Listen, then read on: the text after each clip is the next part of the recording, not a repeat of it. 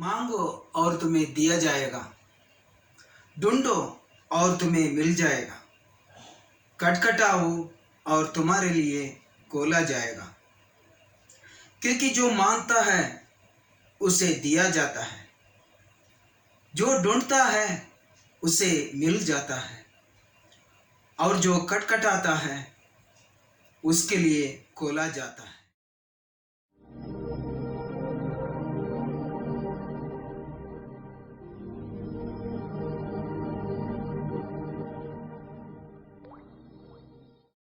प्यारे दोस्तों, शांति अब सभी के साथ हो। बहुत पहले लोगों ने शिक्षा में ध्यान नहीं देते थे, लेकिन इस स्थिति को बदलने के लिए कई लोगों ने अपना जिंदगी खो गए। आज हम में से हर कोई जानता है कि शिक्षा के महत्व क्या है। पढ़ाई करना, अभ्यास करना कितना जरूरी होता है, हर कोई जानता है। यीशु मसीह ने पूरी दुनिया के क्षेत्र तक शिक्षा को पहुंचाने के लिए अपने शिष्यों को सिखाया। यीशु मसीह के शिष्यों ने पूरी दुनिया के क्षेत्र तक शिक्षा के महत्व परमेश्वर के वचन द्वारा समझाया, सिखाया, उनके जिंदगी में बदलाव लाया। आज भी यीशु मसीह के शिष्यों ने शिक्षा दे रहे हैं, भविष्य बना रहे हैं, लोगों को शिक्षा के आवश्यक क्या है वो समझाता है। हाँ प्यारे दोस्तों, हम आज शिक्षा के बारे में ईश्वर क्या कहता है, यीशु मसीह क्या कहता है, बाइबल द्वारा हमें क्या सिखाया जाता है। संत यूहन्ना के सुसमाचार अध्याय 7 वाक्य 37 यह कहता है, पर्व के अंतिम और मुख्य दिन ईसा उठ खड़े हुए और उन्होंने पुकार कर कहा, यदि कोई प्यासा हो तो मेरे पास आए। हाँ प्यारे दोस्तों, जो त्योहार के अंतिम और मुख्य दिन यानी कि लोगों ने अपने अपने घर लौटने की तैयारी कर रहे थे, उस दिन प्रभु यीशु मसीह ने लोगों के बीच उठ खड़े हुए और बोलने लगे, पुकार कर कहने लगे कि अगर कोई प्यासा हो तो मेरे पास आए। ये सब तो क्यों कह रहे थे? इसके पीछे कुछ कारण है। और ये त्योहार जो है शिविर त्योहार बोला जाता है, और ये शिविर त्योहार जो है साल में मनाने वाला 3 बड़े त्योहार में से एक है ये शिविर त्योहार। और ये शिविर त्योहार 7 दिन तक मनाया जाता है। और ये शिविर त्योहार मनाने के लिए लोगों ने 2 या 3 दिन यात्रा करने के बाद यरूशलेम मंदिर पहुंचता है। और वहां यरूशलेम मंदिर पहुंचने के बाद लोगों ने अपने लिए एक जोबड़ बांध लेते हैं, बांबू और पत्ते के लेके बांध लेते हैं और वहां रुकते हैं। 7 दिन तक वो वहां रुकते हैं। इसका खास महत्व यह है, इस त्योहार मनाने के कारण महत्वपूर्ण है, वो है उपदेश ग्रंथ को पढ़ना, उसको लिख करके लेना और परमेश्वर ने मूसेस द्वारा दिए गए 5 किताबों को समझना। ये जरूरी मानते थे क्योंकि बाइबल में शुरुआत से ये लिखा हुआ है कि परमेश्वर के वचन को पालन करना। इसलिए लोग मानते थे, समझते थे कि ईश्वर के वचन को पालन करने से ही हमें मुक्ति मिल सकता है, छुटकारा मिल सकता है, अच्छा खासा जिंदगी जी सकता है। इसलिए लोगों ने 2 या 3 दिन यात्रा करके यरूशलेम पहुंचते थे। उतना ही नहीं, इस उपदेश ग्रंथ को और मोसेस द्वारा दिए गए ये 5 किताबों को समझाने के लिए उनको एक भरोसेमंद शास्त्री या गुरु को ढूंढना पड़ती है। उनको किताब ढूंढना पड़ता है, क्योंकि किताब इतना आसानी से नहीं मिलता। और उस किताब को समझने के लिए, समझाने के लिए गुरुवर के आवश्यक होते हैं, शास्त्रियों को आवश्यक होते हैं। इसलिए कि उसके तलाश में जाते हैं। लोगों ने किसी के घर दरवाजा खटखटाते हैं, क्योंकि वहां के गुरुवर जो है वहां के रहते हैं, और लोग जाके हर एक के दरवाजा खटखटाते हैं। और भरोसेमंद गुरुवर अगर मिल जाए तो उनके अपने साथ रहकर 7 दिन तक उस उपदेश ग्रंथ को समझ लेते हैं, अभ्यास करते हैं, पढ़ते हैं। यही है इस शिविर पर्व का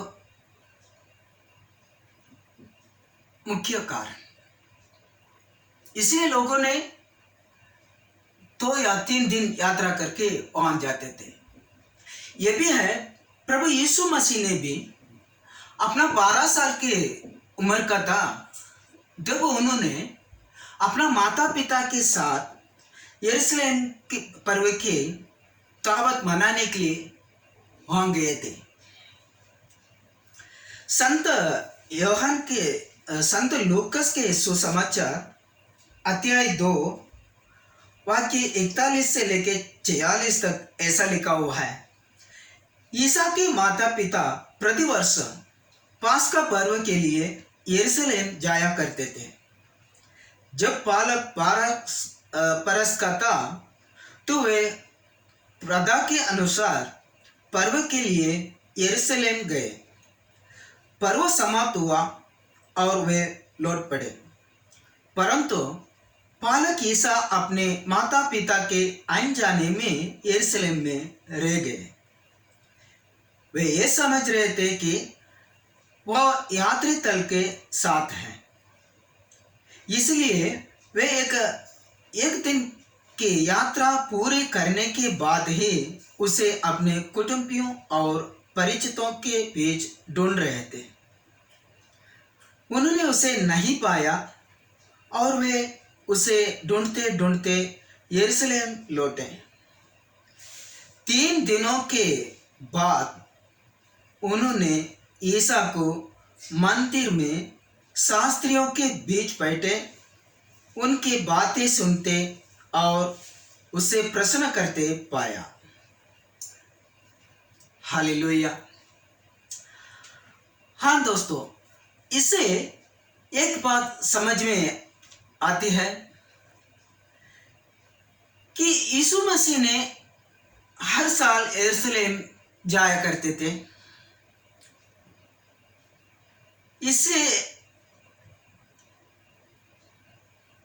इसके लिए वे 2 या 3 दिन यात्रा करके वहां जाते थे, क्योंकि यीशु मसीह के माता पिता ने 3 दिन के बाद यरूशलेम में यीशु मसीह को वहां पाया। वहां वह परमेश्वर के वचन को जानने के लिए उत्सुक था उसने। हाँ प्यारे दोस्तों, जब यीशु मसीह 12 साल का था, जब से उनको यही अनुभव मिला। जब लोगों ने 2 या 3 दिन यात्रा करके वहां जाकर एक भरोसेमंद शास्त्री या गुरुवर के तलाश करते थे, किसको मिला तो वो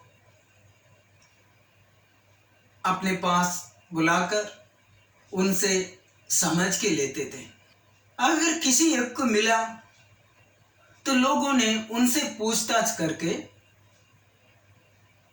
2 या 3 परिवार इकट्ठा होकर यरूशलेम मंदिर में बैठते थे।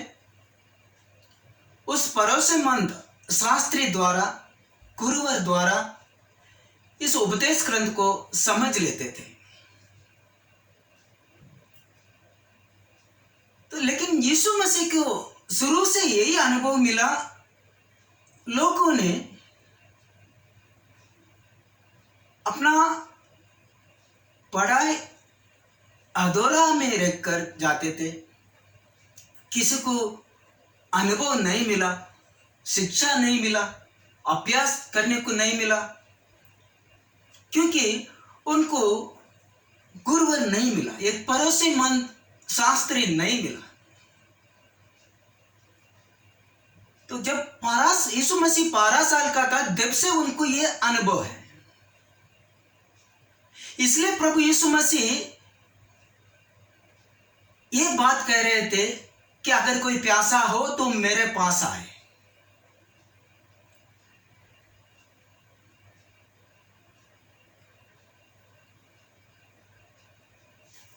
जब यीशु मसीह ने अंतिम दिन लोगों के जाने के बाद ही यीशु मसीह को वो शास्त्री लोग मिलता है, गुरुवर मिलता है। तब जाके वो यीशु मसीह ने उनकी बातें सुनते, उनसे प्रश्न करते हैं।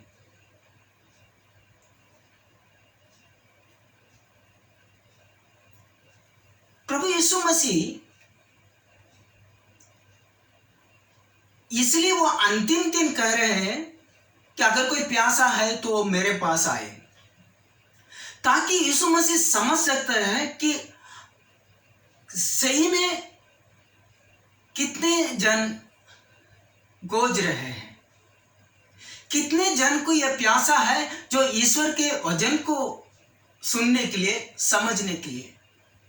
तो यीशु मसीह की यही जानना चाहिए था, ऐसे लोगों को शिक्षा देने चाहता था कि जिसको जरूरी है।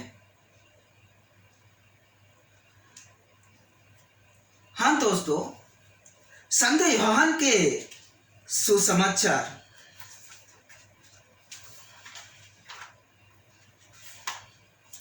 अध्याय 7 वाक्य 38 में यह भी लिखा हुआ है, जो मुझ में विश्वास करता है वह अपने प्यासा बुझाए, जैसा कि धर्म ग्रंथ में लिखा है, उसके अंतस्थल से संजीवन जल की नदियां बाहर निकलेंगे। Hallelujah, hallelujah. हाँ दोस्तों, कैसे और कितने विश्वास के साथ ज्ञान की खोज करता है, कितने शिक्षा के जरूरत मानते हैं, जो यीशु पर विश्वास करे उनको यह अनुभव मिल जाता है। इसलिए प्रभु यीशु मसीह बुलाता है उन्हें कि मेरे पास आए। जो उनके पास जाते हैं और उनको ये शिक्षा मिलता है, जो कि परमेश्वर के वचन के बारे में, स्वर्ग राज्य के बारे में यीशु मसीह समझाते थे, जिंदगी जीने के तरीका समझाते थे। भी यीशु मसीह हम में से हर किसी को बुलाता है। अगर कोई विश्वास करते हैं, उनके अंतःस्थल से संजीवन जल नदियां की तरह बाहर निकलेंगे। अगर कोई खोज करता है, कोई ढूंढता है, कोई विश्वास करता है, तब अपना जिंदगी में बदलाव ला सकता है। इसलिए प्रभु यीशु मसीह ये शब्द कह रहे थे कि अगर कोई प्यासा हो तो मेरे पास आए। अगर किसी को जरूरत होता है, वो अवश्य 7 दिन के बाद और भी 3 दिन रुकेंगे, ईश्वर के वचन को सीख लेंगे, उपदेश ग्रंथ को सीख लेंगे। इसलिए प्रभु मसीह यीशु मसीह यही कह रहा है, अगर कोई विश्वास है तो मेरे पास आए, उनके अंतःस्थल से संजीवन जल नदी की तरह बाहर निकलेंगे। संत यशायाह के ग्रंथ 41 वाक्य 17 में ऐसा लिखा हुआ है, दरिद्र पानी ढूंढते हैं और पाते नहीं, उनके जीव प्यासे के मारे सूख गए हैं। मैं प्रभु उनकी दुहाई पर ध्यान दूंगा, मैं इस्राएल के ईश्वर उन्हें नहीं त्यागूंगा। हाँ दोस्तों, यीशु ने लोगों के दुहाई पर ध्यान दिया और उन्हें त्यागना नहीं चाहता था। यही कारण है प्रभु यीशु मसीह ने उस अंतिम दिन वहां खड़े रह के ये शब्द कह रहे थे कि अगर कोई प्यासा हो तो मेरे पास आए। इसलिए कि यीशु मसीह के बारे में पुराने इतिहास में लिखा हुआ ये सारी बातें पूरी होने को प्रभु यीशु मसीह वहां खड़े रह के कह रहे थे।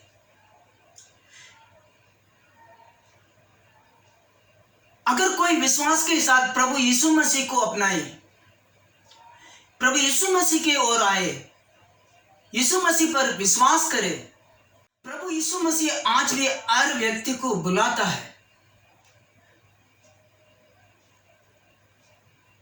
आपके जिंदगी बदलने के लिए, आपके दुखों को दूर करने के लिए, आपको सही शिक्षा मिलने के लिए, सही समझाने के लिए, ईश्वर के वचन को समझने के लिए आज भी अपने शिष्य द्वारा प्रभु यीशु मसीह आपको बुलाता है। अगर कोई विश्वास के साथ प्रभु यीशु मसीह की ओर आया, उनको अपना जिंदगी बदल जाता है,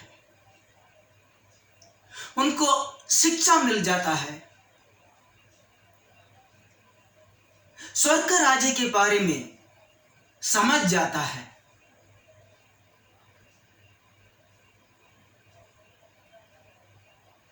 क्योंकि प्रभु यीशु मसीह ईश्वर की एक ही लौता पुत्र है। हाँ प्यारे दोस्तों, ये विश्वास के साथ, ऐसे विश्वास के साथ अगर हम यीशु मसीह की ओर आएंगे, यीशु मसीह कहते हैं तो उनके अंतःस्थल से संजीवन जल नदियों की तरह बाहर निकलेंगे। विश्वास करता हूं कि आपको ये वीडियो पसंद आया, पसंद आना ही है, ईश्वर के वचन है। मुझे इस बात की खुशी है, आप लोगों ने हमारा दोस्तों से पूछा कि अगर ब्रदर हिंदी में हमारे लिए भी एक वीडियो बना ले ताकि हम भी देख सकता है, हम भी सुन सकता है।